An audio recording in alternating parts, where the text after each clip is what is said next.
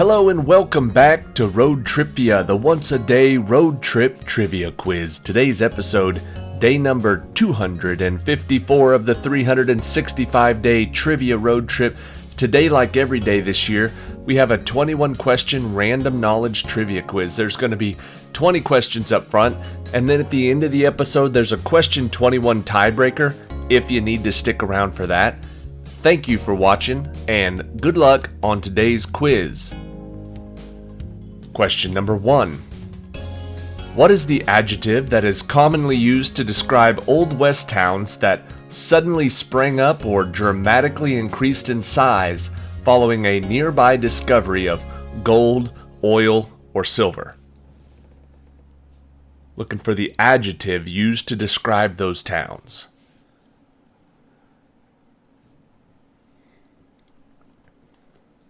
Those towns were called boom towns. Question number 2. This material was used to create a spark and discharge early firearms. What is the name of the hard and brittle mineral that can be found in nodules of limestone or in shale deposits?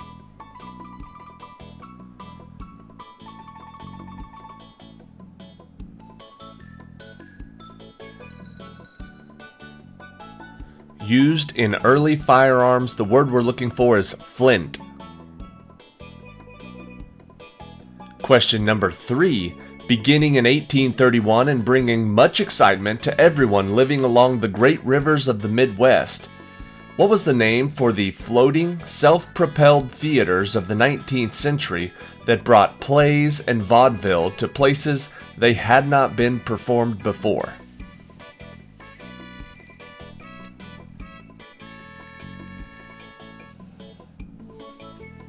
Those big flashy boats were called showboats.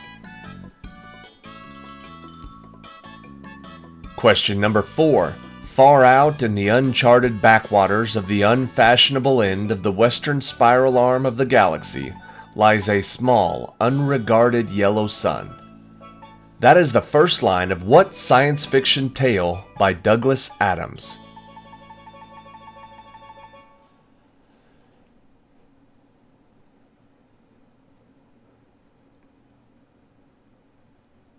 That is the first line of The Hitchhiker's Guide to the Galaxy. Question number 5. An early mention of lenses occurs in a play written in 424 BC by Aristophanes, where he refers to burning glasses used to focus the sun's rays and produce fire. What is the shape of a lens that could perform such actions?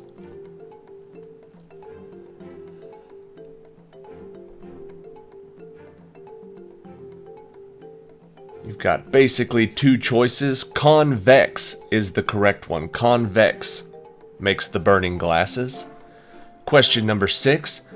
Used to connect digital devices across analog transmission lines, what is the acronym for the device that is used in transmitting the data, whose name is derived from modulator and demodulator?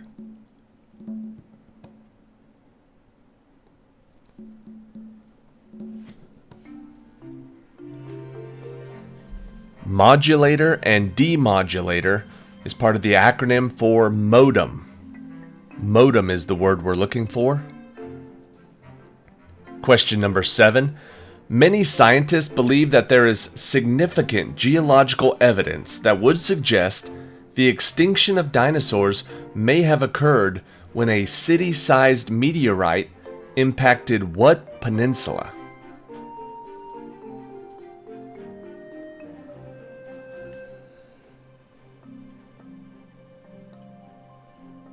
I believe there's still a crater there.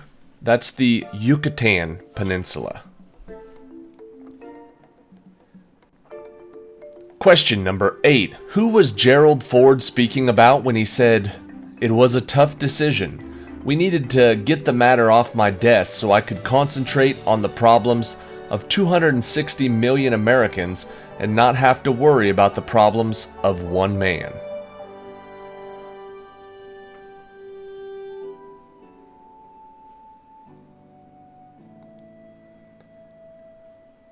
He was talking about the problems of Richard Nixon. Question number 9. Victoria, Alonzo, Mr. Mistopheles, Asparagus, Bill Bailey, Old Deuteronomy, Bumbularina, Bustopher Jones, Carbuckety, Griddlebone, Growl Tiger, McCavity, and the Rum Tum Tugger are all characters in what musical?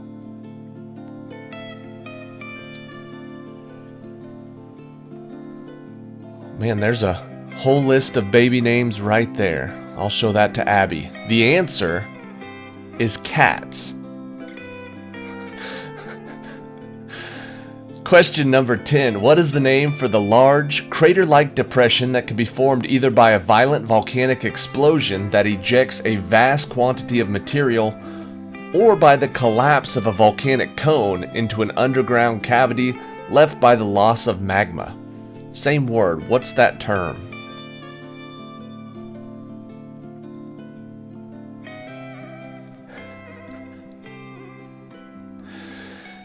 The answer is caldera. Question number 11. What phenomenon is illustrated by light changing direction when it enters a different medium, or when sound passes from one medium to another, or when water waves move into water of a different depth? What is the scientific term for that phenomenon? The term we're looking for is refraction. Question number 12. Louis XVI and Marie Antoinette were among the astonished spectators who watched the world's first hot air balloon built by the Montgolfier brothers carry a sheep, rooster, and duck aloft over what city in 1783?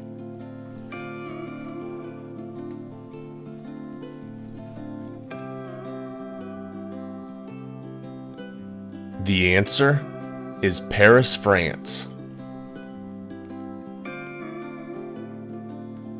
Question number 13. At one time, it had an estimated population of between 10,000 and 20,000 people. Tiwanaku is a ruined ancient city comprising a large complex of ceremonial and religious buildings near what lake between Peru and Bolivia?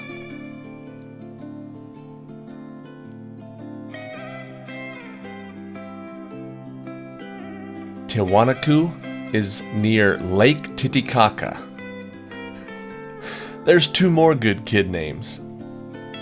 Question number 14. What is the term that refers in general to the practice of using a forked stick, rod, pendulum, or similar device to locate underground water that has been a subject of discussion and controversy for hundreds, if not thousands of years?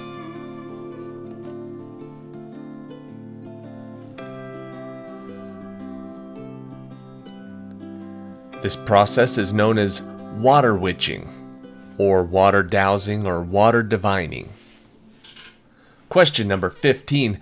The framers of the Constitution made one last-ditch defense against an overdose of pure democracy by creating what body by which American presidents would actually be elected?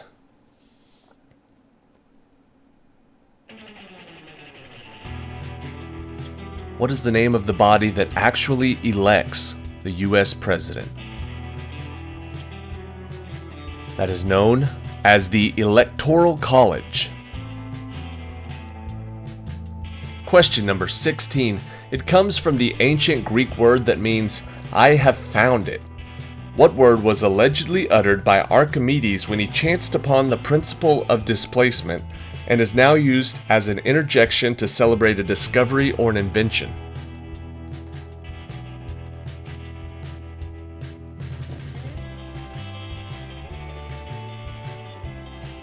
If you discover or you invent something, you shout, Eureka! Eureka is the answer. Question number 17. What city that existed before the time of Abraham was held by Egyptians, Israelis, Hittites, Persians, Greeks, Romans, and Ottoman Turks before it became the capital of the modern-day country of Syria?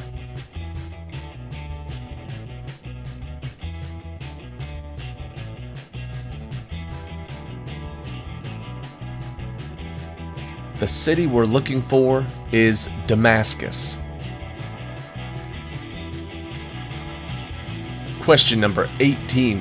The old stories and various rumors about what Scottish pirate's treasure formed the basis of Robert Louis Stevenson's 1882 novel Treasure Island and Edgar Allan Poe's 1843 short story The Gold Bug.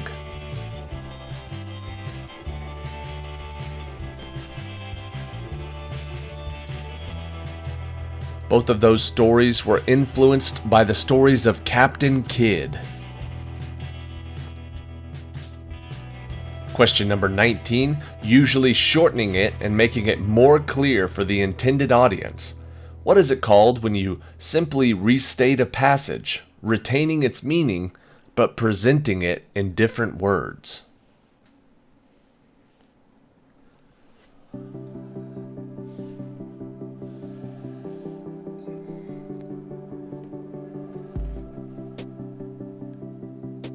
The answer is paraphrasing. And question 20, first organized in 2003 to celebrate the 50th anniversary of the original event. Dozens of runners faced bone-chilling temperatures and rarefied air to compete in the first annual Tenzing Hillary Marathon on what Asian mountain?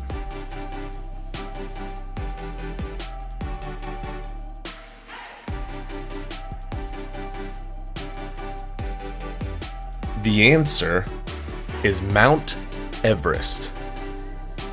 And while I was looking up information for that question, I came across the Tenzing Hillary Marathon website, and they said that the country of Nepal measured the mountain, I don't know, with satellites or whatever, they measured the mountain officially for the first time in a few years, and it has grown an extra meter, so about 3 feet taller than it used to be. So the 2024 marathon, the tagline for it is the new higher Mount Everest Marathon, which is pretty cool because I think we just had a Mount Everest question the other day, and the height has changed. It's 3 feet taller than it was the other day. Question 21 for today. It takes you 30 seconds to walk up the stairs from the first floor of a building to its third floor. If you don't change your pace, how many seconds will it take you to walk from the first floor to the sixth floor?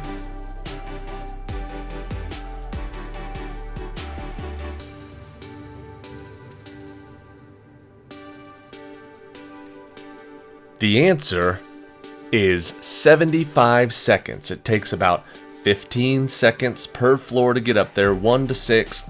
75 seconds is the answer. I had to word that specifically because I've used that question or a similar one in live trivia before, and somebody said that answer wasn't correct because you would get tired, so by the time you went from the 5th to the 6th floor, you would slow down. So that's why I had to specify that if you don't change your pace, how many seconds will it take? There's always somebody in the crowd that has to get way too specific. So I have to ask these questions in a manner that is way too specific. So just bear with me when I have to. Thank you everybody for watching. Thank you everybody who's been sending in trivia quizzes. Those are going to start here in the next week or so. I'm not leaving for a couple weeks. I'm not leaving till about the last week of September on the road trip, but I've got a lot of stuff to do before then, so I'm going to start pumping out some of the viewer-submitted quizzes. Probably by the end of next week, I'll start having the first ones come out. So if you want to get in on that, check out the Facebook page or email me at ROADTRIpVIA@gmail.com. I'll give you the guidelines for submitting one of those quizzes and winning one of these road trip kits. I think that's it for today. Thank you guys for watching. See you tomorrow for day number 255.